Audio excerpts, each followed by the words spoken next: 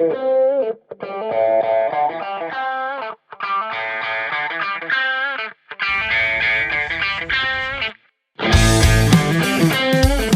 guys, it's Tyler's Auto. Welcome to my channel. Stick around because it's going to get good.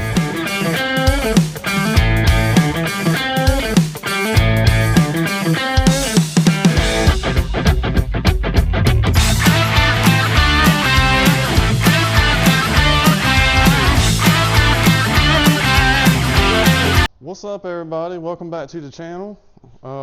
We got an 87 Dodge Dakota regular cab short bed. This started life as a 4-cylinder 5-speed, and your dad put the, it was 318. 318, 727. Is it spicy? Is it like 800 horsepower kind of? No, 900. Very mild, about as mild as you can get. Okay, so about 750. So, all right. Maybe Now, 250. but they got suspicions that it's jump time, so we're gonna put a double roller timing chain in it, like the 340s. Going to put a new water pump. We got a new water pump. Bypass hose. When you mess with water pumps, you always want to change them on these old Chryslers because that will bite you in the tail if you don't change it. We got a new Edelbrock intake we're going to put on it, make it look pretty. Thermostat and timing chains over there on the front. So we're going to show you what kind of how we're going to do this, and we'll get started. Alright, so the first thing we're going to do, well, what we're going to have to do, since we're putting the intake on, we need to drain the coolant. We're going to take the carburetor off. I think we're going to check, you want to check the firing order and stuff on all this too? Are you good? No, that should be good. I am going to dress up these plug wires. That bothers me. We'll have to do that later. Might even have to move that gear around But for the distributor gear. We need to drain the coolant. We're going to have to pull the harmonic balancer, take the belt off, which is only one belt. Simple. Yeah, that's simple. It's easy stuff. Oh, mine ain't fancy. Temu. Gosh, knows. Oh my goodness. Oh man, it is all over the floor. My concrete is done. Oh Lord. Are you gonna hurt me? And At least 15 years. oh, Holly Street Dominator. I don't know what kind of cam's in this or nothing, do you? No, it does have a small cam in it. It don't hit really hard. It sounds a lot like imagine a stock 340 would. But it was in there when he got it. There it goes. Oh, look, you made a mess.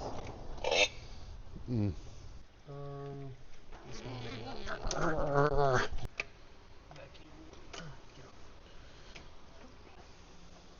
Thank God. See how hard was that? 5-minute job. Now I done lost the screw for the hose clamp. What kind of valve covers are they? They come off they should be on a 273 Commando or a 273 Super Commando. They're kind of hard to come by. Yeah, you see that bypass hose is already looking like crap.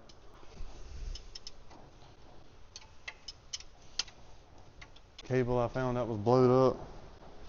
The underground cable.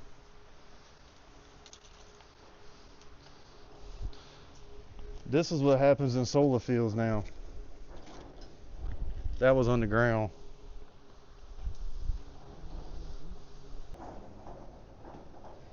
This Dakota's about as basic as they came in, wasn't it? Yes, manual steering, carbureted. How can I lose an extension so fast? Skills. I done lost it.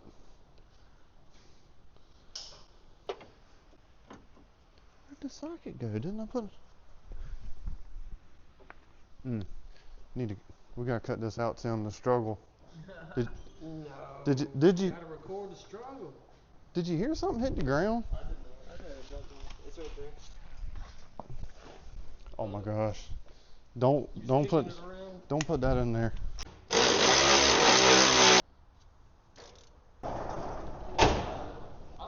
Thermostat? Because some of them aftermarket intakes, you got to have the 440 one?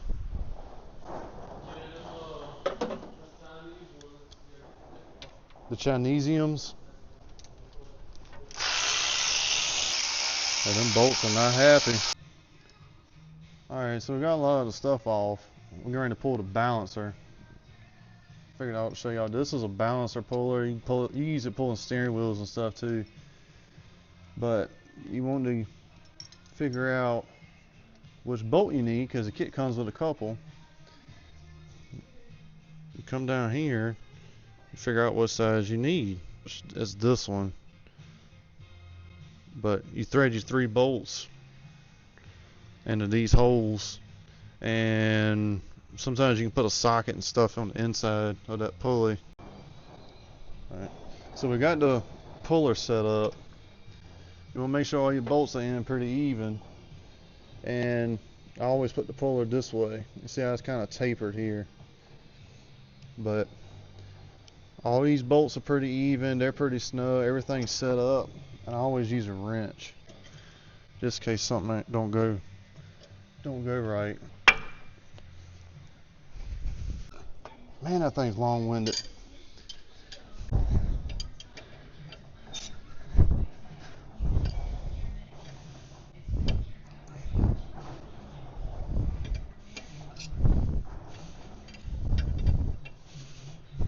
Alright, here she goes. Just about there.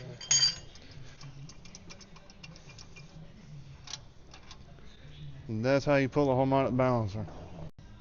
Alright, something else I actually forgot, James brought it up.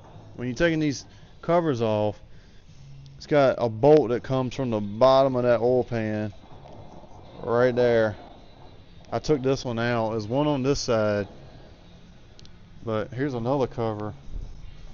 You can see they kind of go in from the bottom. Alright, we got all the bolts out, and this is about to get this cover off. And there's your timing chain. Someone has That actually don't look too good. someone's put a double roller on it before.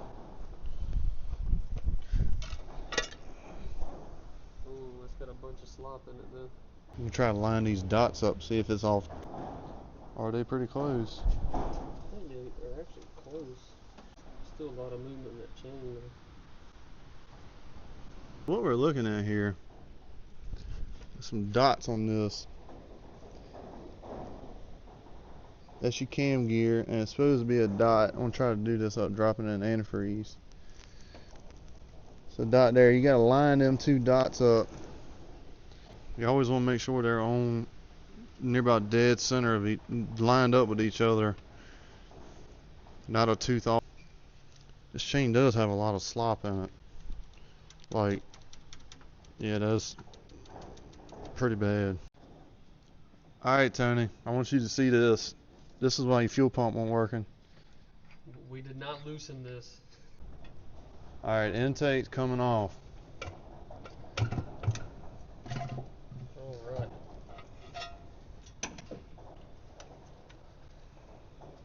See if I can get this out without making a mess. Oh, yeah, it's tough on sorry, that. I'm caught back there. Alright.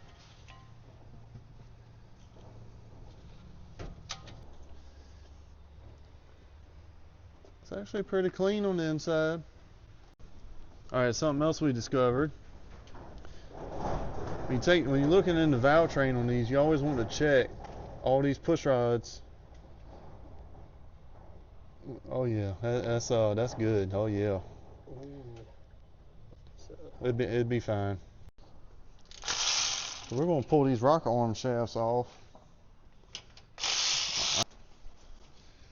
This is a good way to check. That won't even roll. There's your rocker arms.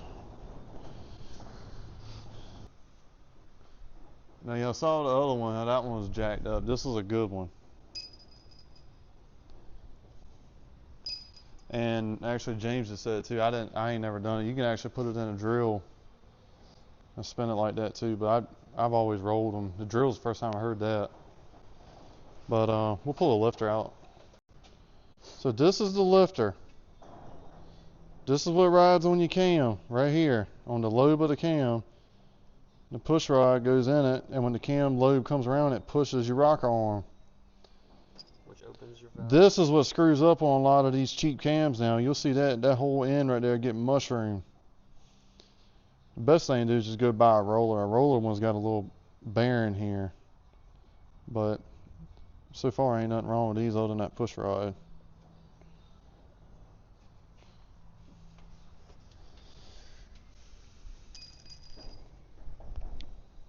And you don't want to get them mixed up once they're broke in, right? Correct. You want to put them back where they came from.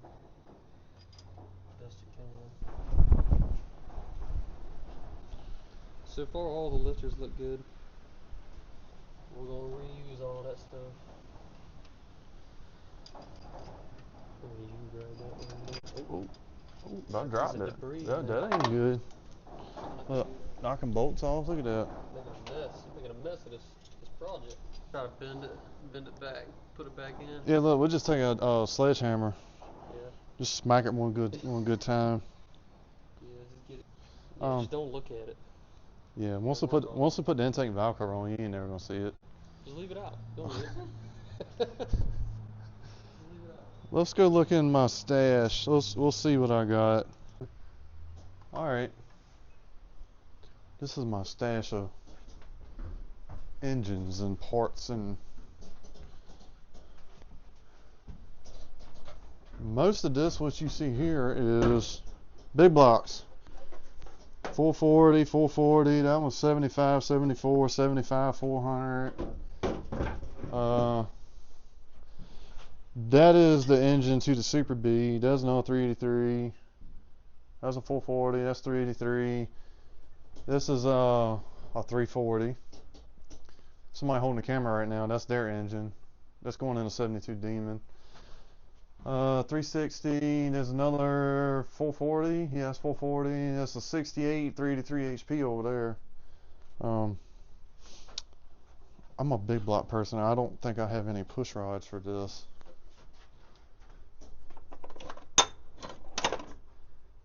Don't think, I know these are different. Well, there's a difference in the small block and the big block ones. We are in the Warlock parts truck.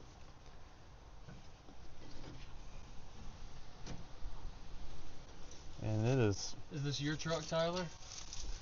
I ain't gonna say no names. Oh, okay.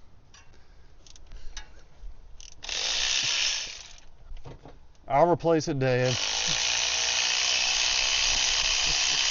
Yeah, with a bent one. This engine actually ran very well.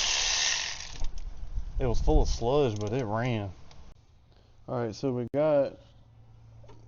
finally got the timing chain put back on.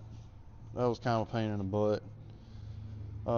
You want to make sure, I'm showing this too, you want to make sure them two dots are lined up.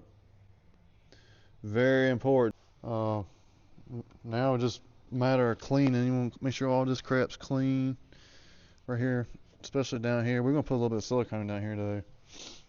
Get all the intake gasket cleaned out. And James already got a lot of it. Put you some rags in here, keep all the crap out of the valley. Prep work. You want to do good prep work. Crap's going to leak, you'll have issues. You'll do it twice. One of these little scrapers are handy too. Get you a piece of Scotch-Brite. This, you ain't really got to do this. Spray a little bit of brake clean on it, make sure it's clean.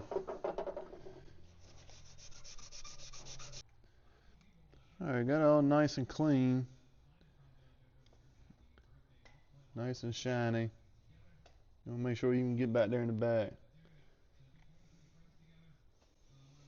Alright, we were just talking about these tabs. These little tabs are here. Apparently this is an old Steve Dulce's trick, which I actually met him at Carlisle. He just do away with them tabs altogether from your head gaskets. But we're going to not cut them off at a little.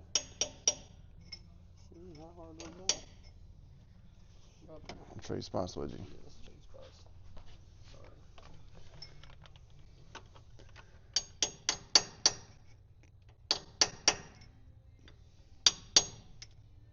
You said they leaked all the time when you had them in? Yeah. I only tried it once where I left those in and folded them into these gaskets right here. And it's supposed to go inside here to help hold this down, but it seems to create a leaking point right there. Springs in it too. Ready, Freddy? Yeah.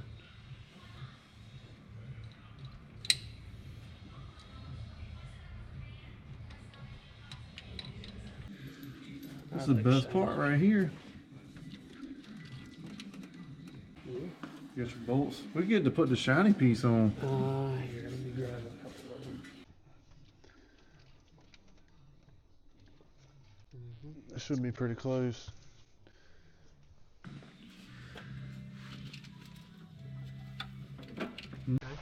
Alright, we're getting ready to do that. This is the firing order. It is, what'd you say it was, counterclockwise?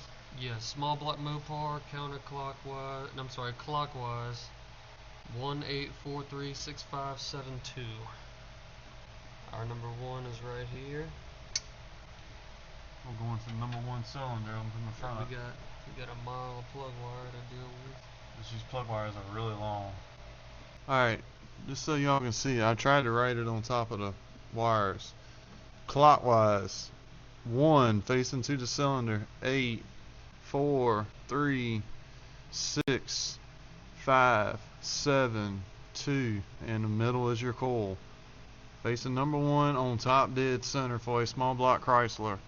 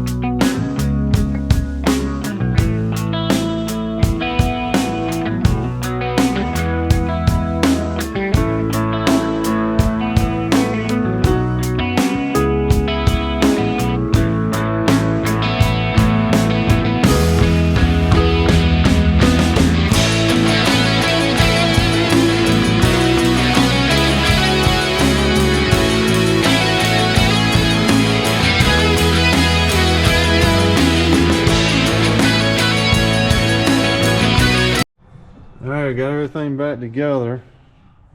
We're going to see what we got. Alright.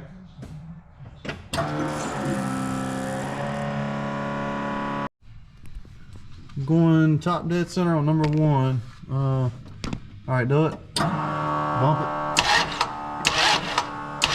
Hey, just very little bump. Alright. And that's how you know when it's on top dead center. Then you come down here. I don't know if you can see it. That's your mark. And it's almost on 0. We're 180 out. It's pointing 180 degrees away from number 1 on the cap. Which will be right here. So the button's pointing that way. We got to take it out.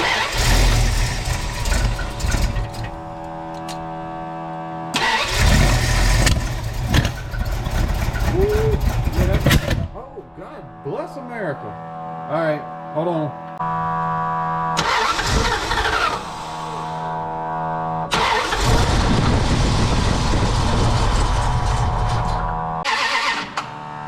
Try it again. Try it again.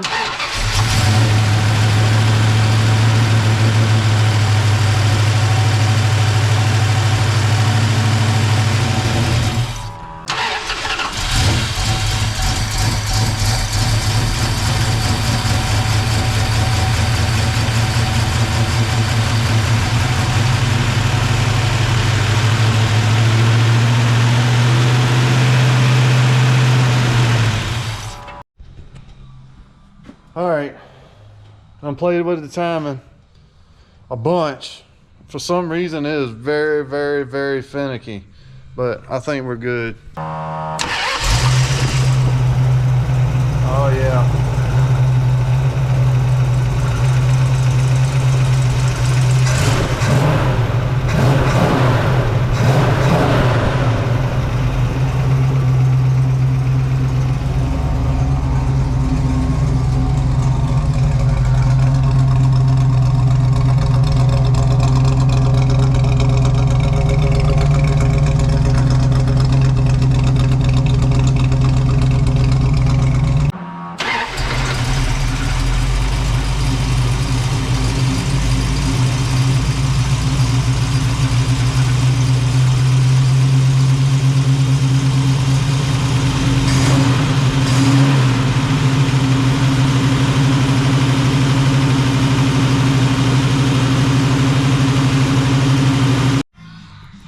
Alright, I think we got the truck about buttoned up.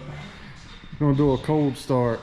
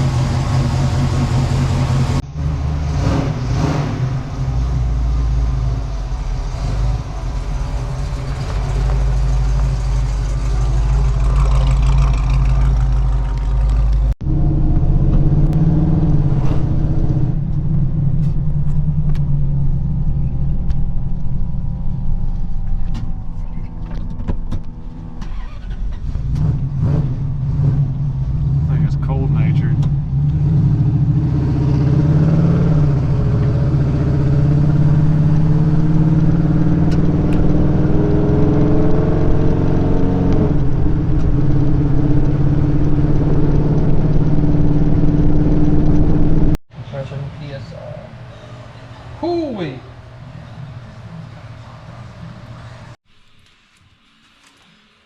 Alright everybody, so we got everything back together. Drove down the road, got down the road about a quarter mile and started acting up again, popping, snapping, and set the timing again.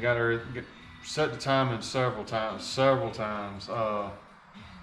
Normally when I set the time on the distributors, you can turn them a good bit. This one, you turn this one a 1/16 of an inch, it jumps 25 degrees. But I started digging a little deeper. I probably should have done it, but we done a compression test on it. It's like 90 pounds, 95 pounds of compression in the cylinders. I usually like them around at least 115, 120. So that ain't good. That's something I probably should have checked from the start. I got all the tools to do it. It's just one of the things you always jump head first into something before you start actually checking stuff. So learn that lesson from me. So compression ain't where I like it to be, and the past couple of days we've been running it. All your lifters and stuff definitely should be pumped up over 2 days. So I took the valve covers back off and checked. You could actually almost the whole passenger side of this engine. You could take and push rock arms in at minimum 1/4 inch. So I'm thinking he's got some lifters trying to go on him. Thinking it's a valve train issue.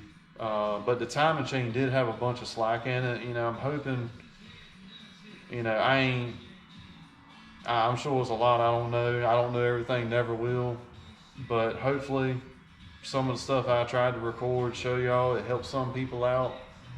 So, but I think this week we're going to pull this engine out, and either a 340 is going in this, or we're going to stroke a 318 out. So either tomorrow or Tuesday, I'm gonna start recording some of us getting hooking all this bull crap, and because it's kind of a butthole to put a cam in something like this, because you got to take all this out, and probably have to even take the grill out to put the cam in this. But regardless, 340s, you know, there's some tough little engines. I think we're going with a 340, or he's going to stroke out a 318. So probably starting this week, we're going to go on and start snatching all this bull crap off, and I'll record that for y'all, and I'll show you these motor mounts from Schumacher. They're actually pretty cool because there's a 4-cylinder truck. So I got plenty more footage coming. Y'all gonna see this truck again. I was gonna take it out there and get James to do a nice smoky burnout for y'all, but I think he's got some deeper problems here. So told him, I said, just 318, we need to put a 340 in it. But I think, like I said, it's one of those roads we're gonna go down. But we're gonna start snatching all this crap off tomorrow. Probably try to have it out before Thanksgiving. So thank y'all, stay tuned. You're getting ready to see some more of this Dakota come up. And once this is buttoned up, I'm going to go on and start on that Mustang for you. So stick around, subscribe. Thank you.